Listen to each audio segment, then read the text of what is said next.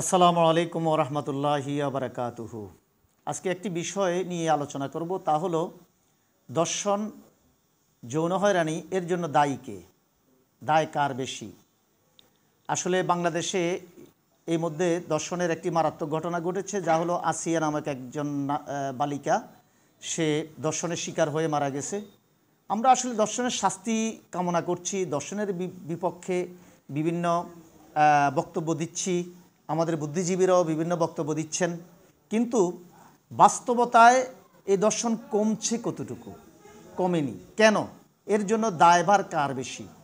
আমরা এর আগে একটু রাসূল সাল্লাল্লাহু আলাইহি ওয়াসাল্লাম যখন আবির্ভূত হয়েছিলেন সে সমাজের দিকে তাকাই। রাসূল সাল্লাল্লাহু আলাইহি ওয়াসাল্লাম যখন মক্কার জীবনে এসেছেন তখন ছিল আইয়ামে জাহিলিয়া। নারীদেরকে জোর করে অস্ত্রের মুখে নিয়ে দর্শন করা হতো, তাদেরকে বিক্রি করা হতো। এই কারণে পিতামাতারা ইজ্জতের ভয়ে নারীদেরকে জীবন্ত কবর দিত। সেই সমাজ ব্যবস্থায় যখন কোরআন নাজিল হলো, রাসূল মানুষদিগকে কোরআনের আলোকে নৈতিক শিক্ষায় শিক্ষিত করে আল্লাহর ভয় সৃষ্টি করলেন। লোকগুলো কেমন হলো? আমি একজন সাহাবীর ঘটনা বলছি। হযরত থালাবা রাদিয়াল্লাহু নামে একজন সাহাবী, বালক সাহাবী, তিনি একদিন মদিনার গলিতে হাঁটতেছিলেন।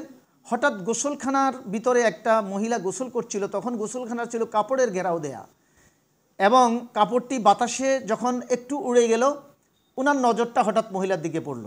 তিনি চিৎকার করে কান্না শুরু করে দিলেন। কান্না শুরু করে দিতে তিনি কাঁদতে কাঁদতে মদিনা ছেড়েই চলে গেলেন। আল্লাহ রসুল ওনাকে খুঁজে পাচ্ছিলেন না। শেষ পর্যন্ত আল্লাহ রসুল ওনাকে খোঁজার জন্য ওমর এবং আলী রাদিয়াল্লাহকে পাঠালেন। হজরত ওমর এবং আলী রাদিয়াল্লাহ দীর্ঘ সময় খুঁজে মদিনাতে পেলেন না। আল্লাহ রসুল বললেন যে মদিনার বাইরে গিয়ে খোঁজো। মদিনার বাইরে ওনারা মরুভূমিতে চলে গেলেন, রাখালরা বকরি চড়াচ্ছে। জিজ্ঞাসা করলেন, এরকম কাউকে দেখেছ? বলল যে ওই যে পাহাড়ের গর্তটা, গুহা, ওটার ভিতরে একটা ছেলে আজকে কয়েকদিন থেকে কাঁদছে আর কাঁদছে। আমরা একটু দুধ দহন করে রেখে আসি, সে কাঁদতে কাঁদতে এসে খায়। বলল যে এখন যাও, একটু দুধ দহন করে রেখে আসো। তখন দুধ দহন করে রেখে আসলো, কাঁদতে কাঁদতে এসে দুধ পান করলো আর কাঁদতেই ছিল। ওনারা গিয়ে ধরলেন। ধরার পরে তিনি আরও জোরে চিৎকার করে কান্না শুরু করে দিলেন। যে কান্নার কারণে উনি এত বেশি উনি ভীত হয়ে গেলেন যে আমার জানি কত বড় পাপ হয়ে গেছে, আমি একটা বেগানা নারীর দিকে আমার নজর চলে গেছে। এই ভয়ে তিনি অসুস্থ হয়ে গেলেন। দেখেন, যেই সমাজের মানুষরা দর্শক ছিল, ব্যভিচারী ছিল, জেনা ব্যভিচার, তাদের সমাজে কোনো কিছুই ছিল না, সেই সমাজের লোকগুলো সেই নৈতিক শিক্ষায় শিক্ষিত হওয়ার ফলে কত পরিবর্তন হয়ে গেল। আল্লাহর ভয় সৃষ্টি হওয়ার পরে কত পরিবর্তন হয়ে গেল। শুধু তাই নয়, আল্লাহ রাসূল নিজেই ঘোষণা দিয়েছেন যে তোমাদের মধ্যে এমন একটি সময় আসছে, এমন একটি সময় আসবে যে ইয়ামেনের সানা থেকে একজন যুবতী অলংকার সজ্জিত হয়ে একাকী রাতের আধারেও যদি সানা পর্যন্ত হেঁটে যায়, কেউ তার দিকে চোখ তুলে তাকাবে না, তার কোনো ভয় থাকবে না একমাত্র আল্লাহর ভয় ব্যতীত। তাহলে এবার আসুন, আমাদের রাষ্ট্র ব্যবস্থায় কি সেভাবেই আমাদেরকে নৈতিক শিক্ষায় শিক্ষিত করতে সক্ষম হয়েছে? আমাদের শিক্ষা ব্যবস্থায়ও সেটা নেই। শুধু মাদ্রাসায় পড়লেই যে মানুষ নৈতিক শিক্ষায় শিক্ষিত হয়ে যাবে, যদিও আমরা এটা বলতে পারি যে মাদ্রাসায় তুলনামূলক অনেক ভালো আছে। যেমন আমরা যদি বিশ্ববিদ্যালয়ের দিকে তাকাই, কলেজ বিশ্ববিদ্যালয়ের তাকাই, সেখানে দর্শনের সেঞ্চুরির ইতিহাস আছে। এমনকি বিভিন্ন মুনিয়ারা প্লেট ভাড়া নিয়ে বড় শিল্পপতিদের রক্ষিতা হিসেবে থাকছে। মাদ্রাসায় অন্তত একটুক নাই, কেননা কিছুটা হলেও নৈতিক শিক্ষা আছে, তবে পরিপূর্ণ নৈতিক শিক্ষা মাদ্রাসাতেও নাই। এই জন্য শুধু আরবি পড়া নৈতিক শিক্ষা নয়, নৈতিক শিক্ষা তাকে মোটিভেশন করা হয় এমন ধরনের সিলেবাস থাকা, এটা আমাদের শিক্ষা ব্যবস্থায় নেই।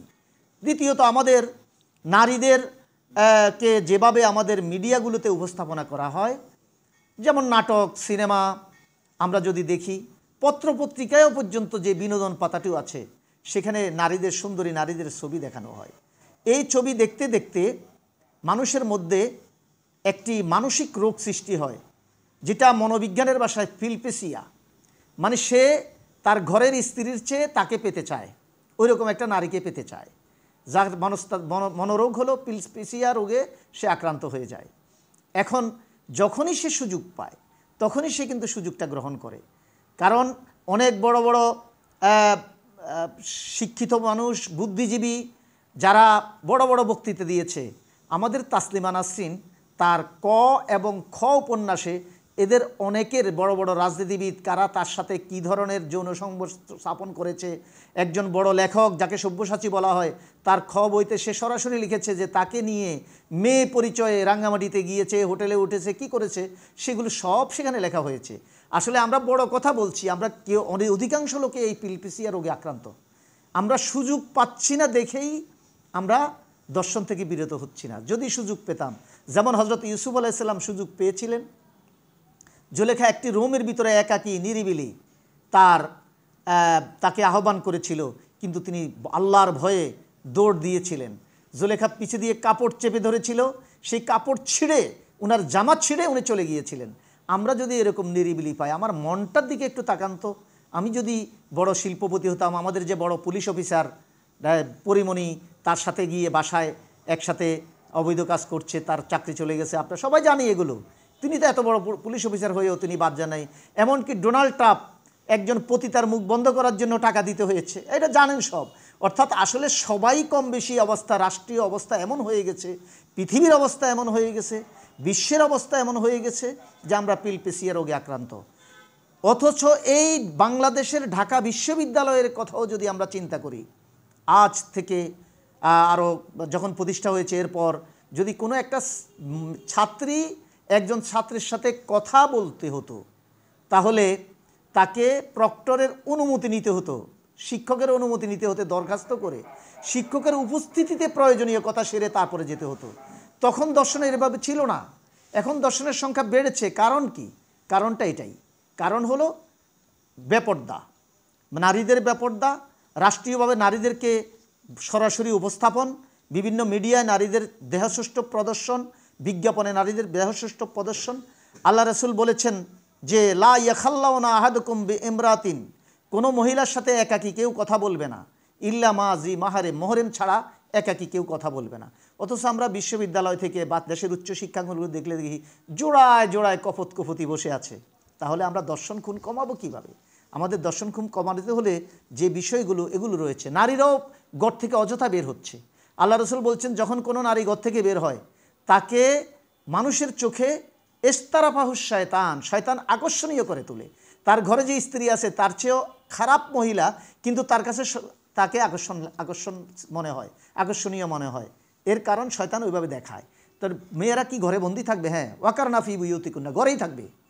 বলতে পারেন তাহলে কি আপনি মেয়েদেরকে গৃহবন্দী করে রাখতে চান? না, তারা ঘরে বসে থাকবে না, একান্ত প্রয়োজনে বের হওয়ার অনুমতি ইসলাম দিয়েছে। কিন্তু বিনা প্রয়োজনে রাস্তাঘাটে যাবে, শুধু যাওয়া নয়, যে এখন বর্তমানে যে বোরকা কয়, উনি তো বোরকা পরা, কিসের বোরকা পরা? উনার শরীরের বাঁশ খাঁজ সব বোঝা যায়, এমনকি মধ্যখানে একটা বাঁধ দেওয়ার মতো আধুনিক বোরকা, উনার যে নিতম্বের ঘটন ধরন সব বোঝা যাচ্ছে। তাহলে উনি কী ধরনের বোরকা পরলেন? এটা তো আকর্ষণ সৃষ্টি করছে, ওই পিলপিসিয়া রোগের, আমাদের মানসিক রোগ আমাদের বাড়িয়ে দিচ্ছে। এভাবে আসলে আমাদেরকে সমাজে দর্শন বাড়ছে, এই কারণগুলো একটি বড় কারণ। তৃতীয়ত হলো আল্লাহর ভয় সৃষ্টি না হওয়ার মতো আমাদের যে হুজুররা ওয়াজ করে শুধু পরকালীন ওয়াজ, দুনিয়াবি উপকারিতা যে কি, এগুলো আমাদের বলা দরকার। জিনা যারা করে, ব্যভিচার যারা করে, তাদের দুনিয়াবি কি শাস্তি হবে এটাও আল্লাহ রাসূল বলে দিয়েছেন। সে পরকালীন শাস্তি তো মহা জঘন্য। এই শাস্তির কথাগুলো আমাদেরকে তুলে আনতে হবে এবং আমাদেরকে ইসলামী সমাজ ব্যবস্থা, আল্লাহ রাসূল যখন ইসলামী সমাজ ব্যবস্থা প্রতিষ্ঠা করেছেন, জাহিলিয়াত দূর হয়ে তখনই সমাজটা শান্তির পতাকায়, শান্তির পতাকা তলে এসেছিল। আজকেও আমাদের সমাজ ব্যবস্থা, রাষ্ট্র ব্যবস্থা ইসলাম অনুসারেই করতে হবে। যদি ইসলাম অনুসারে না করি, আমরা যতই বলি, আমরা যতই চেষ্টা করি, আসলে এই সমাজ থেকে জেনা ব্যভিচার দর্শন কমবে না। তৃতীয়ত শাস্তির ক্ষেত্রেও দেখা যায় এক একটির সময় অনেক প্রলম্বিত হয়, রাজনৈতিক প্রশ্রয়। সুবর্ণচরে শুধুমাত্র দানের শীষে ভোট দেওয়ার জন্য দর্শন করা হলো, কতটুকু শাস্তি হয়েছে? 100টি দর্শন করে সেঞ্চুরি করার ফলে সরকার তাকে পুরস্কার করেছে চাকরি দিয়ে। কেউ অভিযোগ দিতে হবে কেন? আমাদের যেখানে হাইকোর্ট যে অনেক ব্যাপারে দেখা গেছে যে স্বপ্রণোদিত হয়ে ব্যবস্থা গ্রহণ করে, 100টা দর্শনের ব্যবস্থা গ্রহণ করবে না। কারণ কি? এর কারণ হলো আমাদের দেশের একটি অলিখিত আইন বলি, অথবা লিখিতও থাকতে পারে, আমার হয়তো জানা নেই, যে যদি স্বেচ্ছায় উভয়ের সম্মতিতে এই ধরনের খারাপ কাজ হয়, এটাকে ব্যভিচার হিসেবে বা দর্শন হিসেবে গণ্য করা হয় না। যদি হতো তাহলে ওই দর্শনের শাস্তি হতো। এই শাস্তি না হওয়ার কারণেই আসলে এটা হচ্ছে। আর সাবধানতা আমাদের, যেমন হযরত ওমর রাদিয়াল্লাহু একদিন ঘরের বাইরে বসে আছেন, মুসলিম জাহানের দ্বিতীয় খলিফা, দুনিয়ায় থাকতে যিনি জান্নাতের সুখবর পেয়েছেন, সেই ওমর রাদিয়াল্লাহু ঘরের বাইরে বসে আছেন, ঘরে ঢুকছেন না।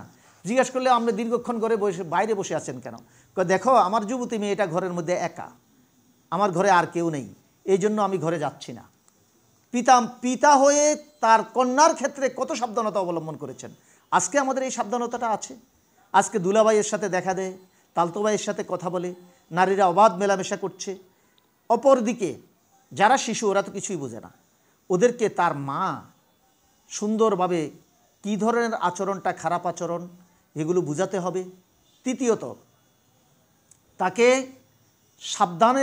সাবধানতার সাথে রাখতে হবে। দেখতে হবে কে অত্যাধিক আদর করছে কিনা। ড্রাইভারের কাছে আদর বেশি পায়, টিচারের কাছে আদর বেশি পায়, এরকম আদর যেন না পায়। এবং এককভাবে যেন কোনো মেয়ে একজন পুরুষ শিক্ষকের কাছে প্রাইভেট একাকী পড়ার ব্যবস্থা না করে, এই বিষয়গুলোর দিকে দৃষ্টি দেওয়া হচ্ছে না। এবং মেয়েদের যে পর্দার বিষয়টা, এটা শতভাগ বাইরে বের হওয়া, অযথা ঘোরাফেরা করা, পর্দা না করা, এই বিষয়গুলো আসলে বেশি বেশি আমাদের মধ্যে আসছে। আমরা মনে করি শিক্ষিত হলে শিক্ষকরা একটা আদর্শ না। আমরা দেখি বহু প্রতিষ্ঠানে পরিমল জয়দররা স্কুলের কক্ষে থাকতো, এমনকি তার বন্ধুদেরকে সহ ল্যাপটপে এগুলো ভিডিও করতো। শতাধিক ভিডিও পাওয়া গেছে, কোনো মেয়ে তো অভিযোগ করেনি। আরেকজন টিচার যখন এই ভিডিওটা, এই ল্যাপটপটা একটা কাজে হাত দিয়েছে, তখন যাই ধরা পড়লো। এর আগ পর্যন্ত কোনো মেয়ে অভিযোগ করেনি। এরপরে আমরা দেখেছি কর্মক্ষেত্রে নারী পুরুষের অবাধ মেলামেশা এবং কোটার নামে পুরুষ শিক্ষক এতজন, নারী শিক্ষক এতজন। শিক্ষা প্রতিষ্ঠানও আমরা নারীদের জন্য আলাদা শিক্ষা প্রতিষ্ঠান, আলাদা বিশ্ববিদ্যালয়, নারীদের জন্য আলাদা যানবাহন, সব কিছু পর্যায়ক্রমে, একদিনে হবে না, পর্যায়ক্রমে সব কিছুই করা যায়, কিন্তু আজকে সেটা করা হচ্ছে না। এই জন্য অভিভাবকের সাবধানতা থাকতে হবে। ছেলে মেয়েদেরকে বুঝাতে হবে, তাদেরকে ধারণা দিতে হবে ছোটোবেলা থেকেই, এবং এই জাতীয় কিছু হলে যেন কোনোভাবে লজ্জা না করে অভিভাবককে জানিয়ে দেয়, এটা তাদের নলেজে দিতে হবে। কেউ যদি তাকে ব্যাড টাচ করে, খারাপভাবে স্পর্শ করে, কিভাবে খারাপ স্পর্শ, এটাও তাকে বুঝাতে হবে, এবং এটা সে যেন তার অভিভাবককে জানায়। তখন থেকে অভিভাবকরা তাকে সাবধান করবে এবং সাবধানতার সাথে থাকবে। একাকী বেড়াতে যেতে তাকে যেন দেয়া না হয়, এবং কোথাও কারোর সাথে একাকী যেতে না দেওয়া হয়। এই সাবধানতাগুলো সব অবলম্বন করতে হবে। এক কথায় ইসলামী বিধান বাস্তবায়ন করতে হবে। নৈতিক শিক্ষার জন্য আমাদের টিচারদেরকে ট্রেনিং দেওয়ার জন্য শত শত লক্ষ লক্ষ টাকা সরকার ব্যয় করছে, কিন্তু মসজিদের ইমাম মুয়াজ্জিনদেরকে সেই ইমাম ট্রেনিং সেন্টারে যে ট্রেনিং দেওয়া হয়, সেখানে কি নৈতিক শিক্ষার জন্য কোনো ওইভাবে চ্যাপ্টার আছে? আর এত দূরে ওনারা যাবে কেন? এই জন্য প্রতিটি উপজেলায় যেন ইমাম মুয়াজ্জিনদেরকে মাঝে মাঝেই এমন শিক্ষিত করা হয় যেন নৈতিক শিক্ষায় আগে ইমামরা শিক্ষিত হয়। ইমামদেরও নৈতিকতার অভাব থাকতে পারে, ইমামদেরও যেন নৈতিক শিক্ষা যেন হয়, ওই ধরনের তাদেরকে মোটিভেশন করতে হবে। আল্লাহর ভয় ভিতরে সৃষ্টি করতে হবে যে আমাকে আমার প্রত্যেক কাজের জবাব হাসরের ময়দানে দিতে হবে, আমাকে প্রত্যেক কাজের জবাব দিতে হবে। এই অনুভূতিটা সৃষ্টি করতে পারলেই আমাদের মনে হয়, এবং সেই সাথে ইসলামী বিধান সমাজে প্রতিষ্ঠিত করতে পারলেই এই জেনা, ব্যভিচার, দর্শন ইত্যাদি কমবে। নচেত এগুলো কমার সম্ভাবনা খুব কম। কেননা আমরা উপরের লেভেল থেকে নিচের লেভেল পর্যন্ত আমরা সব লেভেলে দেখি। আমরা হয়তো কেউ ভাবতে পারে আমি জেনা ব্যভিচারের সাথে লিপ্ত নই, আমি তো সুযোগ পাইনি। আমি যদি ওই পুলিশ অফিসারের মতো এত বড় পুলিশ অফিসার হতাম, আমার ক্ষমতা থাকতো, বিভিন্ন কারণে আমার কাছে আসতো না, আমি যদি সিনেমার কোনো প্রযোজক পরিচালক হতাম, নায়িকা হওয়ার জন্য আমার কাছে এসে নায়িকারা অফার দিত নিজেরাই, আমাকে যদি এরকম সুযোগ দেন, আমি আপনাকে এই সুযোগ দেবো, এরকম অফার কি আমি পেয়েছি? পেলেই বুঝতাম যে আসলে আমি কতটুকু ঠিক আছি। আসলে আমাদের ভিতরে আল্লাহর ভয় সৃষ্টি না হলে ইউসুফ আলাইহিস সালামের মতো দৌড় আমরা দিব না। আমরা এই সুযোগ পেলেই সুযোগ গ্রহণ করবে, যে কেননা সামাজিক কারণে, নারীদের বেপরদার কারণে, নারীদেরকে উপস্থাপনের কারণে আমাদের মিডিয়ায় উপস্থাপনার কারণে, এমনকি মোবাইলে রিলগুলো কাটাও যায় না, এগুলো তো সরকার কাটার ব্যবস্থা করবে। এগুলো আমাদেরকে উলঙ্গ নারী দেহের প্রতি প্রলুব্ধ করছে। এতে করে আমরা পিলপেসিয়া রোগে আক্রান্ত হচ্ছি এবং আমরা সকলেই দর্শক হিসেবে পরিগণিত হয়ে যাচ্ছি। সুযোগ পাচ্ছে কেউ সেই দর্শকের কার্যক্রম প্রকাশ করছে, কেউ সুযোগ পাচ্ছে না, প্রকাশ করছে না। আসুন আমরা সকলে সাবধান হই, আমরা আল্লাহর ভয়ে ভীত হই এবং ইসলামী বিধান বাস্তবায়ন করি। আল্লাহ বুঝার তৌফিক দান করুন। সংক্ষেপে করছি, এটা আর অনেক লম্বা ছিল, 3-4 ঘন্টার ভিডিও এটা।